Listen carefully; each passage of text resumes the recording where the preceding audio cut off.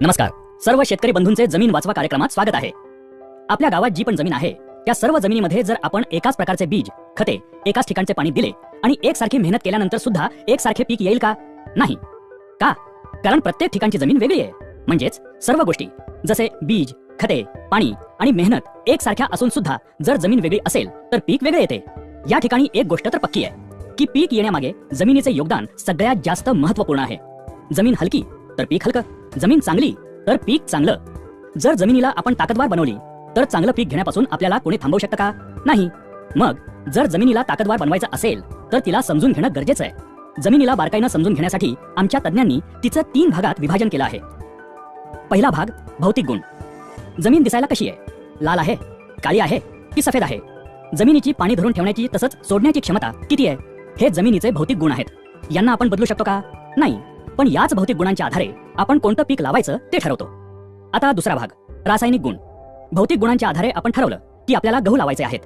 आता समजा गव्हाच्या पिकाला 50 किलो नायट्रोजनची गरज आहे आणि जमिनीत 25 किलो नायट्रोजन उपलब्ध आहे. तर शेतकरी काय करेल? 25 किलो नायट्रोजन विकत आणून जमिनीत टाकेल. याचा अर्थ असा की ही जी काही तत्व आहेत जसं nitrogen, potassium, phosphorus, copper, zinc, boron, calcium इत्यादी, ही सर्व तत्व जमिनीच्या रासायनिक भागामध्ये येतात. त्यावरच आजपर्यंत शेतकरी काम करत आला आहे. या तत्वांवर काम करण्यासाठी शेतकऱ्याकडे 2 मार्ग आहेत. एक तर शेतकरी रासायनिक खते किंवा बाजारात उपलब्ध असलेल्या उत्पादनांच्या माध्यमातून ही कमतरता भरून काढतो, नाहीतर शेणखत किंवा कंपोस्ट खत या माध्यमातून भरून काढतो. आता शेणखत किंवा कंपोस्ट मध्ये काय आहे? तर यामध्ये सर्व तत्वांचे भांडार आहे जे या खताच्या माध्यमातून पिकाला मिळते.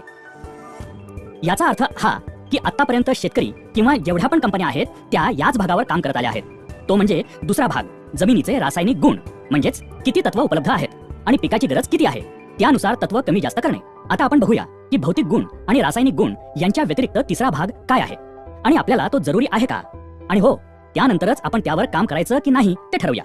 तिसरा भाग ज्याला आपण म्हणूया जैविक गुण. जेवढे पण जीवाणू आहेत ते जमिनीच्या जैविक भागामध्ये येतात. आता हे जीवाणू आपल्यासाठी गरजेचे आहेत का हे माहिती करून घेण्यासाठी आपण काय करू शकतो? आपण आपल्याच शेतातील माती घेऊ आणि तिचे 2 भाग करून लोहाराच्या भट्टीमध्ये त्यातील एक भाग 160 डिग्री सेल्सिअस ते 500 डिग्री सेल्सिअस तापमानात गरम करू आणि ती थंड झाल्यानंतर दोन्ही भागात बीज जर टाकले तर गरम केलेल्या भागात ते बीज कधीच नाही उगवणार. असं का? कारण 160 डिग्री सेंटीग्रेड पेक्षा जास्त तापमानात जे पण जीवाणू होते ते सर्व संपून गेले, म्हणून ते नाही उगवले. म्हणजेच बीज उगवण्याची प्रक्रिया ही जीवाणूंच्याच माध्यमातून होत होती. हे एक काम झालं. आता दुसरं काम बघा. आपण शेतकरी जेव्हा जमिनीत खत टाकतो त्यावेळी असं करतो का की पिकाच्या आजूबाजूची माती कोरून त्याच्या मुळ्या बघून खत टाकतो? नाही. आपण काय करतो? कसं पण खत फेकून येतो. आता खत तर मुळांच्या जवळ नाही पडत, ते कुठेही पडलेलं असतं. तरी पण जर 2 दिवसानंतर आपण पाहिलं तर पिकामध्ये बदल झालेला दिसून येतो. याचा अर्थ ते टाकलेलं खत पिकाला लागू पडलं. म्हणजेच खत आणि पीक यामध्ये काहीतरी हालचाल झाली आहे. मग काय झालं? खत चालून पिकाकडे गेलं की मुळ्या बाहेर येऊन खत खाऊन परत आत गेल्या? नाही, असं काही नाही झालं. या कामामध्ये सर्वात महत्त्वाचं काम जीवाणूंचं असतं. मला सांगा, जे खत आपण टाकतो ते खत पीक एकाच वेळेला घेतात का? नाही. मग जे खत आपण टाकतो ते स्वतःला जमिनीत साठवून ठेवू शकतं का? नाही. तर जीवाणू काय करतात? शेतकरी जी खतं टाकतो त्यांना साठवून ठेवून पिकांना जशी गरज लागेल त्यानुसार ती खतं पिकात पोहोचवण्याचं काम करतात. हे महत्त्वाचं काम पण जीवाणूंच्याच माध्यमातून होतं. आता तिसरं काम. बरीच अशी तत्व आहेत जी पिकं असतात त्या स्वरूपात कधीच घेत नाहीत. तुमच्या भाषेत सांगायचं तर समजा गहू घेतले. गहू आपल्या खाण्यासाठी असतात. जर मी तुम्हाला 1 प्लेटभर गहू खायला दिले तर तुम्ही खाणार का? नाही. तर काय करणार? त्याचं पीठ कराल, त्याची चपाती बनवाल आणि मग खाल. याचा अर्थ असा की ज्या स्वरूपात आहे त्यातून दुसऱ्या स्वरूपात बदललं तरच खाऊ शकणार. त्याचप्रमाणे फॉस्फरस, सिलिकॉन यासारखी जी तत्व आहेत ती आहे त्या स्वरूपात पिकं कधीच घेत नाहीत. त्यांना दुसऱ्या स्वरूपात बदलण्याची गरज असते. त्यांना घुलनशील बनवावं लागतं. हे काम जीवाणूंच्याच माध्यमातून होतं. जर आपण फॉस्फरस जमिनीत टाकला आणि त्या ठिकाणी जीवाणूच नसतील तर तो फॉस्फरस जमिनीत तसाच पडून राहील. तो पिकासाठी वापरलाच जाणार नाही. आणि तुम्ही विचार कराल, मी तर पिकात टाकलंय तरी पण फॉस्फरसची कमतरता का आली? मग तुम्ही काय करणार? परत फॉस्फरस आणून टाकणार आणि असं केल्यानं आपला खर्च वाढतो. याचा अर्थ हा की ही सर्व तत्व उपलब्ध स्वरूपात पिकांमध्ये पोहोचवण्याचं महत्त्वपूर्ण काम जीवाणूंच्याच माध्यमातून होतं. आता कार्बन आणि नायट्रोजनच्या संबंधाबाबत तुम्हाला कल्पना आहे का? तर बघा, पिकाला सगळ्यात जास्त प्रमाणात जे तत्व लागतं ते नायट्रोजन. पण जमिनीत जितक्या जास्त प्रमाणात कार्बनची आवश्यकता असेल तितके नायट्रोजन पिकांना चांगल्या प्रकारे उपलब्ध होते. अर्थातच जमिनीतील कार्बनचे प्रमाण कमीत कमी 1% ते 1.5% असणे आवश्यक आहे. तसेच पिके आणि माती परीक्षणानुसारही त्याची मात्रा ठरवता येते. आता शेतकरी काय करतो? नायट्रोजन टाकून सुद्धा नायट्रोजनची कमतरता दिसून आल्यानंतर पुन्हा नायट्रोजन आणून शेतात टाकतो.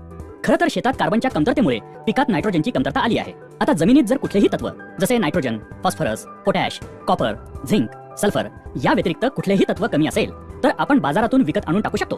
पण कार्बनची कमतरता असेल तर तो बाजारात विकत मिळतो का? नाही. कार्बन जमिनीत उपलब्ध करण्याचा एकच मार्ग आहे, शेणखत किंवा कंपोस्ट खत.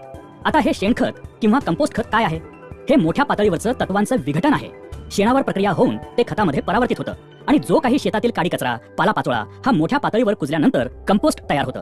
जेव्हा शेतकरी हे सर्व शेतात टाकतो तेव्हा जीवाणू त्यावर प्रक्रिया करून या खताचं सूक्ष्म पातळीवर विघटन करून त्याच्या आतमध्ये जी तत्व असतात ती काढून पिकांपर्यंत पोहोचवल्यानंतर जो भाग उरतो तो कार्बन असतो. याचा अर्थ हा की जमिनीमध्ये कार्बन उपलब्ध करण्याचे सर्वात महत्त्वाचे काम पण जीवाणूंच्याच माध्यमातून होते. आता पिकांच्या वाढीसाठी हार्मोन्सची आवश्यकता असते. रोपांना फुलांवर येण्यासाठी आणि फुलाला फळामध्ये बदलण्यासाठी सुद्धा हार्मोन्सची आवश्यकता असते. हे हार्मोन्स तयार करण्याचे काम सुद्धा जीवाणूच करतात. आता रोपाला वेगवेगळ्या आजारांपासून, कीटकांपासून बचाव करण्यासाठी स्वतःमध्ये औषध तयार करायची असतात. बघा, कधी कधी आपल्या शरीरावर काही कापलं तर बिना औषधानं ते बरं होतं. कधी कधी एखाद्या तंदुरुस्त माणसाला जर ताप आला तर बिना औषधानं तो बरा होतो, कारण आपलं शरीर आतल्या आतमध्ये औषधे त्यासाठी बनवत असतं. त्याचप्रमाणे पिकामध्ये ही जी काही ताकद आहे ती जीवाणूंच्या माध्यमातून तयार होते. आता पहिल्यापासून बघितलं तर बी उगवण्याचं काम, आपण जी खते टाकतो ती स्वतःकडे साठवून पिकांपर्यंत पोहोचवण्याचं काम, तसंच तत्वांना दुसऱ्या स्वरूपात बदलून पिकांपर्यंत पोहोचवण्याचं काम, तसंच कार्बन जमिनीत उपलब्ध करण्याचं काम, जोडीने हार्मोन्स बनवण्याचे काम आणि औषधे तयार करण्याचे काम, ही सर्व महत्त्वपूर्ण कामे याच जीवाणूंच्याच माध्यमातून, याच जमिनीच्या जैविक गुणांच्या माध्यमातून होतात. तर आता मला सांगा, आजपर्यंत शेतकऱ्यानं या जैविक भागावर किती काम केलंय? मी शेतकऱ्याला एक प्रश्न विचारतो की शेतीचा मजूर कोण आहे? तर शेतकरी म्हणतो, मीच शेतीचा मजूर आहे. मीच दिवस रात्र शेतामध्ये राबत असतो. जर शेतकरी मजूर आहे तर मी शेतकऱ्याला हातात एक बी देतो. शेतकरी स्वतः त्याला अंकुरित करू शकतो का? नाही. शेतकऱ्याच्या खिशात 100 गोणी खत आणून शेतात टाकण्याची क्षमता असेल, पण तो एकतरी खताचा दाणा उचलून पिकामध्ये घुसवू शकतो का? नाही. तर मग शेतकरी शेतीचा मजूर आहे का? नाही. शेतकरी फक्त सप्लायर आहे. शेतीची जी पण गरज आहे शेतकरी फक्त ते सप्लाय करायचं काम करतो. खरा मजूर तर जीवाणू आहे, जो शेतात जमिनीमध्ये काम करून शेतकऱ्याला पीक आणि उत्पादन देतो. याचा अर्थ हा की शेती हा शेतकऱ्याचा कारखाना आहे आणि त्याचा मजूर आहे जीवाणू. आणि आजपर्यंत शेतकऱ्याला हे माहिती नाही की याचा खरा मजूर कोण आहे.